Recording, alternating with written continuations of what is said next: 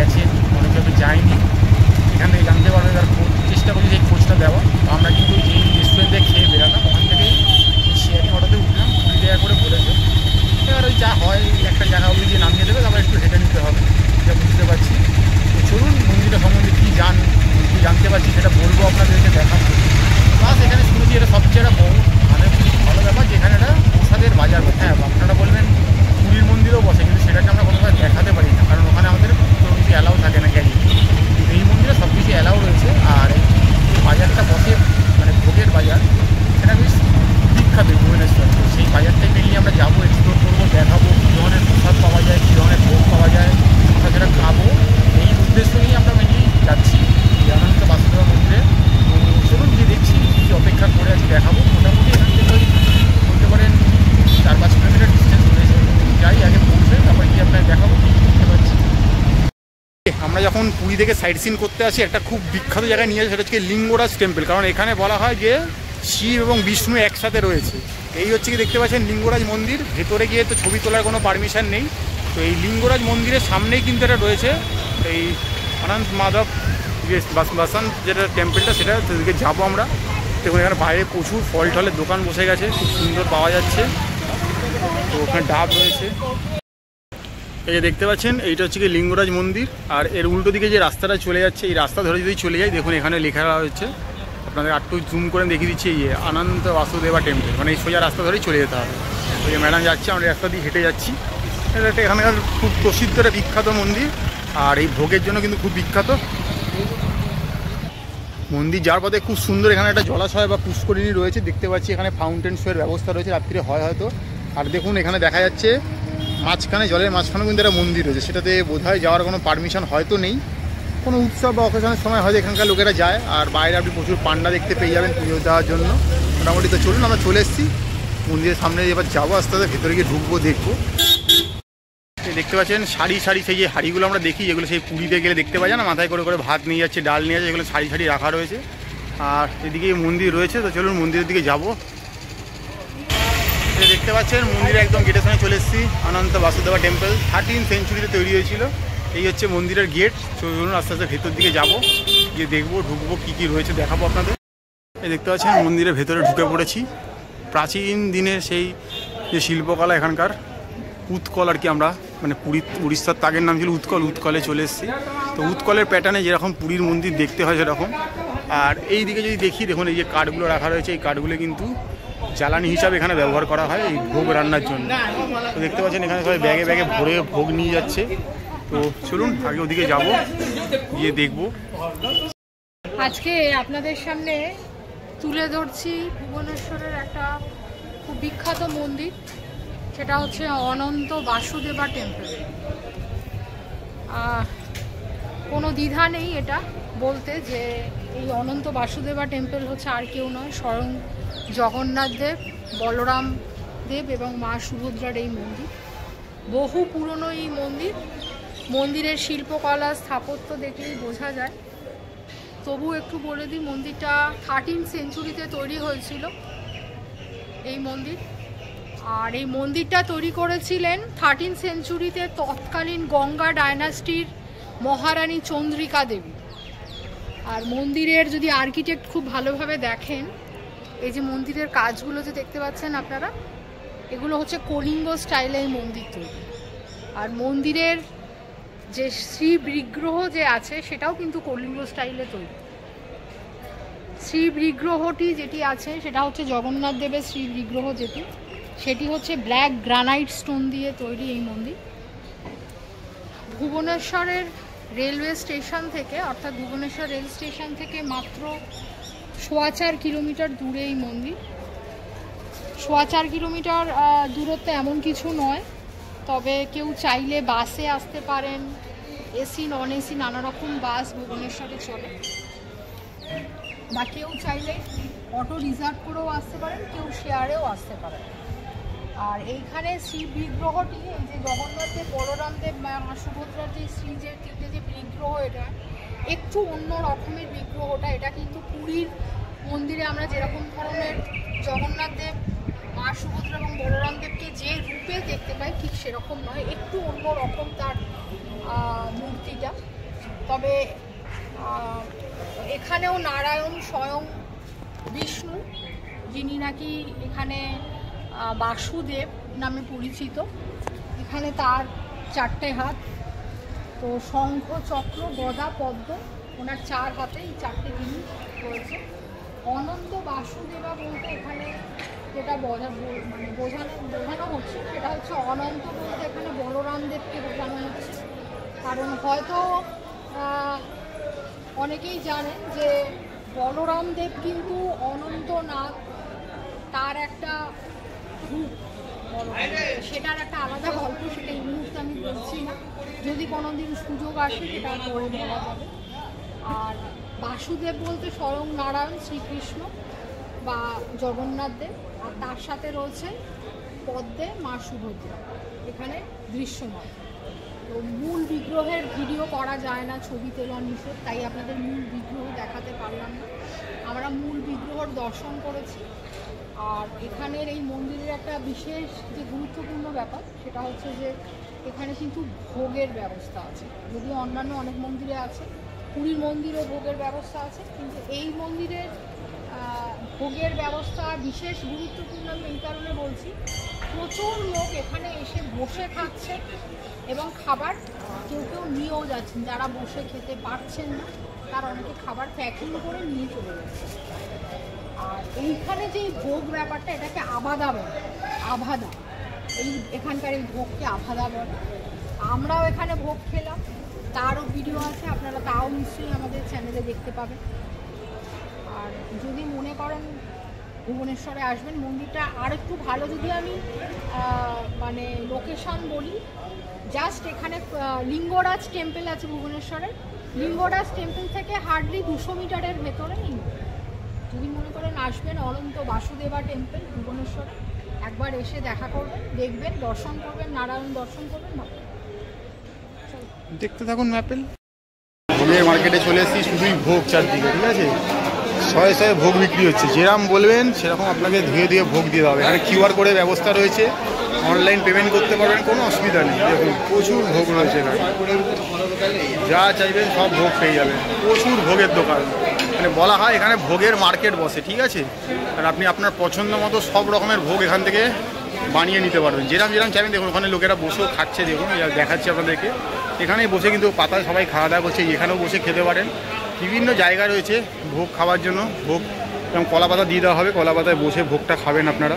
খুব সুন্দর ব্যবস্থাপনা রয়েছে, দেখতে পাচ্ছি প্রচুর দোকান রয়েছে। এখানে এলেই লোক আপনাকে ধরে নেবে, ম্যাডাম ওখানে কথা বলছে, সব দেখছি। তো এখানে খাওয়া দাওয়া চলছে, দেখা যাক কী অপেক্ষা হচ্ছে আমাদের। তো এই একটা বড় ভোগের দোকান রয়েছে, দেখালাম ভোগের দোকান। আমাদের পাশে দেখুন ধরে ধরে ভোগ সাজানো রয়েছে, কিন্তু হ্যাঁ এরকম সুযোগ কিন্তু আমরা সহজে পাই না, কারণ এখন সবাই কিন্তু বসে খাচ্ছে। আর আমরাও কিন্তু নিয়েছি, এই 2টো পাতা নিলাম, 2টো পাতার দাম পড়লো 10 টাকা, সাথে আলাদা করে নুন দিয়ে দিল। আর এক এক করে আমাদের খাবার আসছে। প্রথমে অন্ন এসছে, আমরা ভাত বলি, বাট এরা কিন্তু এটাকে অন্ন বলে, ঠিক আছে। আর এটা চলে এসছে ডাল, আরও অনেক কিছু আসবে, এক এক করে এলে বলছি। চেষ্টা করছি সব আইটেমই নেওয়ার, যেটুকুন থাকে, মিষ্টি ভাত, এই ভাত, সব রকমের জিনিসগুলোই এক এক করে আমাদের দিচ্ছে। বললে আপনারা বসে যান, আমরা আপনাকে বসিয়ে খাওয়াচ্ছি। মানে এখানে এলে লোক আপনাকে ধরে নেবে পান্ডারা, ঠিক আছে, আপনাকে খুব একটা কিছু করতে হবে না, তোরা সব ব্যবস্থা করে দিচ্ছে। দেখতে পাচ্ছেন এক এক করে আমি আগে খাবারগুলো আপনাকে দেখিয়ে দিচ্ছি, তারপরে তো খেয়ে আমরা বলবো কোনটার। দেখুন ভগবানের খাবারের তো কোনো রিভিউ হয় না, টেস্টে আমাদের বলার কোনো অধিকার নেই, বাট খাবারটা কী সেটা আমরা খালি জাস্ট বলে দেবো। আমরা খাবারের টেস্ট নিয়ে কোনো বিচার করতে এখানে আসিনি, সে যোগ্যতা আমাদের নেই, আর ধৃষ্টতা আমরা দেখাচ্ছি না। তো যা যা দিয়ে যাচ্ছে, এই মোটামুটি এখন অবধি 3, 2, 5, 3, 8টা আইটেম এখন অবধি দিয়ে গেছে। এই মনে হয় আইটেম, আরেকটা বোধহয় ভাত কিছু আসবে বোধহয়। এই একটা চলে এলো, দেখুন অন্ন, এটা হচ্ছে গিয়ে মেন ভোগ অন্ন। এই 9টা আইটেম চলে এলো কিন্তু আমাদের। এবার আমাদের মনে হচ্ছে আস্তে আস্তে খাবার পালা, এবার আমরা আস্তে আস্তে খাবারটা শুরু করবো। তো আমাদের ডিপার্টমেন্টের হেড তো জানেন, আমাদের তো হেড মোটামুটি জানেন, ম্যাডামই আছে। তো দেখুন পাতাটা দেখতে এত সুন্দর লাগছে, মানে বিশ্বাস করুন এর থেকে আনন্দের কিছু নেই। তো এবার এক এক করে খাবো আমরা। বলো কি বলছো এটা নিয়ে? আপাতত দেখতে পাচ্ছি 9টা আইটেম দিয়েছে, যেটা বলছি সেটা হচ্ছে এটা অন্নভোগ। কিন্তু এই যে আমরা এখন এখানে রয়েছি অনন্ত বাসুদেবা টেম্পল, এটার একটা হিস্ট্রি আছে, আপনাদের কাছে আলাদা করে বলবো। সেটা হচ্ছে বহু পুরনো এই মন্দির, আর এই মন্দিরে এই যে ভোগের যে হচ্ছে এটাকে এখানে আভাদা বলে। মানে এই পদ্ধতিটাকে, হ্যাঁ, এই ভোগ সিস্টেমটাকে এখানে আভাদা বলে। আভাদা। তো আমরা এসছি যেহেতু ভুবনেশ্বরে স্পেশালি এই মন্দিরটার জন্য আরও আমাদের এখানে আসা। তো এসছি এবারে টেস্ট খাবারগুলো খাবো আর কি। ভগবানের অন্যর কোনো রিভিউ হয় না, কোনটা কী খাবার সবটা তো জানি না, কিছু আন্দাজ করতে পারছি। খাবো, তার মানে কী বলবো, স্বাদটাকে গ্রহণ করতে পারি আর কিছু। যাই হোক, একটা দেখছি ভাই, এটা ভাত, এটা ভাত, খিচুড়ি, কোনো তরকারি, এটা পায়ে সেসব আনাচ্ছে। এটা হচ্ছে কণিকা ভোগ, আমি যদি জানি এটাকে কণিকা ভোগ। কণিকাজ, কণিকা ভোগ, অন্য কণিকা। হ্যাঁ, কণিকা ভোগ। তো যাই হোক, আমি এবারে ট্রাই করে দেখছি।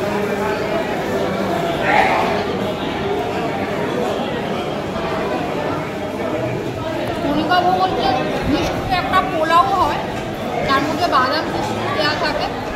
আর প্রধান যেটা বিশেষত্ব সেটা হচ্ছে এটার মধ্যে প্রচুর দারচিনি দেওয়া থাকে। মেন দারচিনির প্রচুর ডাস্ট থাকে দেওয়াতে, এছাড়া মোটা দারচিনি দেওয়া থাকে। কণিকা ভোগের এটা হচ্ছে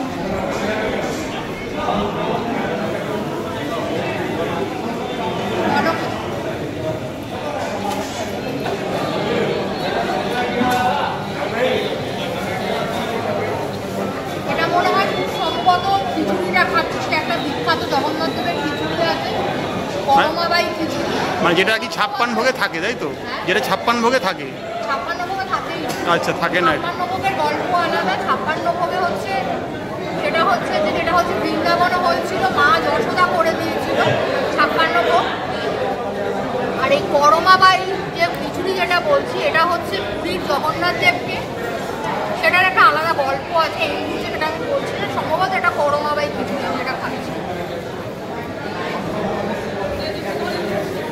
এই খিচুড়ির একটা বিশেষ বৈশিষ্ট্য হচ্ছে করমাবাই খিচুড়ি চাল ডাল দিয়ে হয়, কিন্তু ডালের পরিমাণটা বেশি থাকে, খুবই ভালো। আমি এবারে সাদা ভাত নিয়েছি।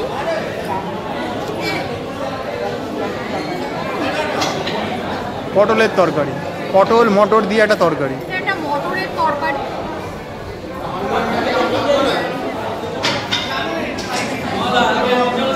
মটর দিয়ে তরকারি আছে খেতে, মানে এটা কাবলি চানা মটর দিয়ে তরকারি।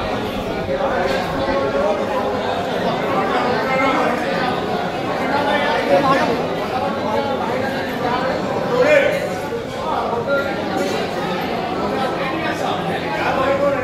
এটা শাক, ডাঁটা, ডাল দিয়ে একটা চচ্চড়ি।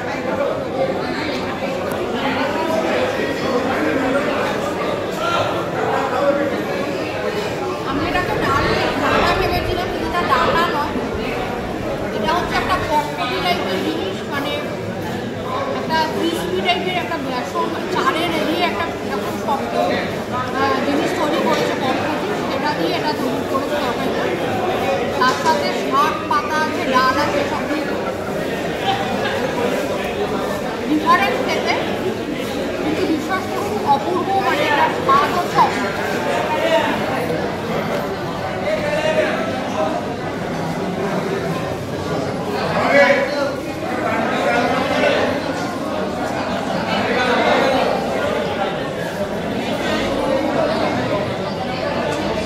এটাও আর একটা সবজি খাচ্ছি, এটাও নানা রকম পাঁচমিশালি সবজি দিয়ে করা, ডাল দেওয়া আছে এতেও।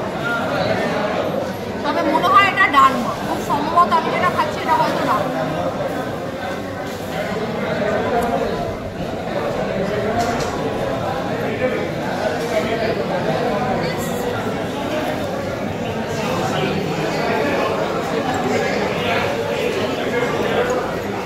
এটা হচ্ছে ছানার কোফতার একটা তরকারি। এই যে তরকারিটা খাচ্ছি, এটা হচ্ছে ছানার কোফতা দিয়ে একটা তরকারি,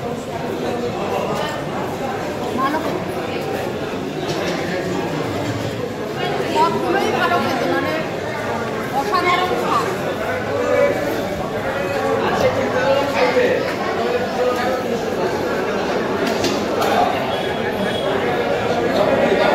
এটার স্বাদ তো আমি আর কি বলবো, আমার আর কিছু বলার নেই, এত দারুণ খেতে এটা। আমি এটার নাম জানি না, তবে এটা খানিকটা আমি রায়তা টাইপের বলবো খেতে, মানে পেঁয়াজ দিয়ে হয় আর কি। মানে এখানে তো পেঁয়াজ দেবে না, এখানে মেন শসা দিয়েছে, দই, শসা,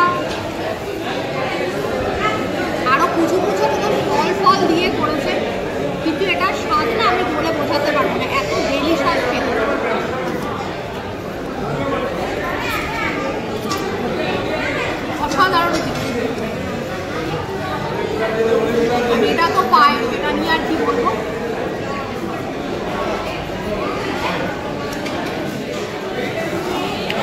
প্রত্যেকটা খাবার অসাধারণ। যদি কখনো ভুবনেশ্বরে আসেন অবশ্যই চেষ্টা করবেন একবারই অনন্ত বাসুদেবা টেম্পল। এটা হচ্ছে লিঙ্গরাজ থেকে, লিঙ্গরাজের যে মন্দির, লিঙ্গরাজের মন্দির থেকে হয়তো 100 মিটার কি 200 মিটারের মধ্যে। আর ভুবনেশ্বর স্টেশন থেকে যদি বলি 4 থেকে 4.25 কিলোমিটার। মানে বাস অটোতে করে আসতে পারেন, AC bus, non AC bus আছে, অটো আছে। আমরা তো অটো করে এলাম, দেখতেই পেলাম 20 টাকা শেয়ার নিয়ে এলাম। রিজার্ভ করেও আসা যায়। চেষ্টা করতে এবার এই মন্দিরটাতে আসা। এই মন্দিরটা একটা বহু প্রাচীন মন্দির। আর এই বিশেষ করে মানে ভোগ হচ্ছে যা খেলাম অসাধারণ। এই হচ্ছে আজকে এই সকাল খাবার দাবার, লাভাদা খেলাম এখানে। আর এই যে এই খাবারটা খেলাম এটার প্রাইস হচ্ছে 200 রুপিস। এখানে নানা রকম ভোগ পাওয়া যায়, মানে প্রাইসটা ভ্যারি করে।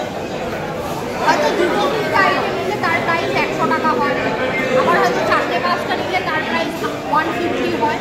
আর আমরা সবগুলো দিয়ে নিয়েছি, এটার প্রাইস হচ্ছে 200 রুপিস।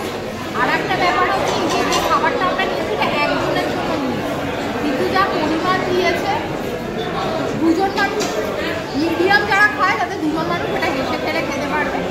আর একটা কথা হচ্ছে যে সেটা হচ্ছে যে এখানে ক্যারি করে নিয়ে যাওয়ারও ব্যবস্থা, মানে আপনি যদি বলেন প্যাক করে দিন আমি এখানে বসে খাবো না, ওরা সেই ব্যবস্থাও করে দেয়। আপনি প্যাকেটে করে নিয়েও যেতে পারেন, ওরা সেই প্যাকেটের ব্যবস্থাও আছে।